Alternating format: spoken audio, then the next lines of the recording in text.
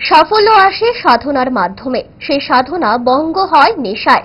সাফল্যকে এগিয়ে নিতে নেশাকে না বলার আহ্বান জানানো হলো সভা মঞ্চ থেকে। আর এই আহ্বান রাখলেন রাজ্যের তপশিলি জাতি কল্যাণ দপ্তরের মন্ত্রী সুধাংশু দাস।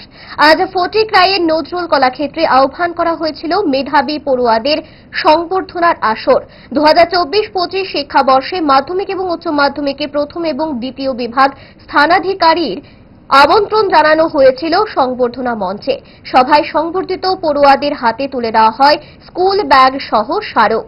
সভা মঞ্চে নিজের বক্তব্য রাখতে গিয়ে মন্ত্রী রাজ্যের বর্তমান চলতি সময়ে সামাজিক ব্যাধি নেশাকে এড়িয়ে চলা সহ এর প্রতিরোধে যোগ্য ভূমিকা নেওয়ার আহ্বান জানিয়েছেন।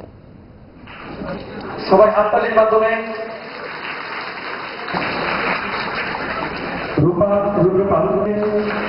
মাধ্যমিকে অসুবিধা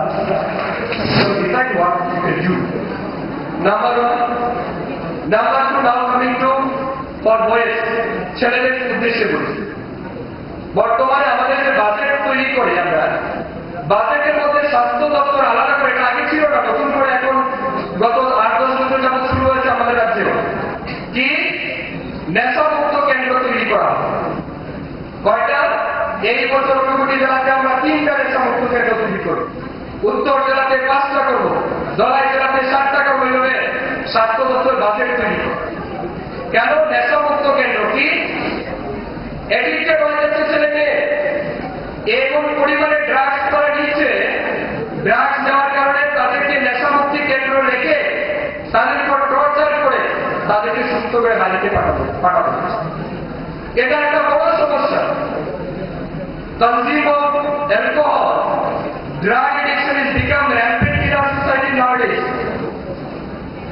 এই জিনিসটা থেকে আমাদের যুবক সমাজকে বাঁচাতে হবে, তাদেরকে আটকাতে হবে, যাতে যুবকরা সেই দিকে না যায়। এটা দায়িত্ব আপনাদের। আপনারা পড়াশোনা করছেন, ভালো ক্যারিয়ার গঠন করছেন, মাথায় রাখবেন, যদি কেউ সফল হতে চান, প্রথমে নেশাকে না বলুন, নিজের জীবনকে হা বলুন। যারা নেশাকে ধরেছে তারা জীবনে ভালো কিছু করতে পারেনি জীবনে।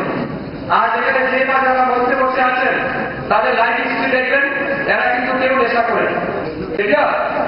ঈশ্বরচন্দ্র বিদ্যাসাগর বলেছিলেন, শিক্ষিত মানুষের অভাব নাই, কিন্তু শিক্ষিত বিবেকের অভাব।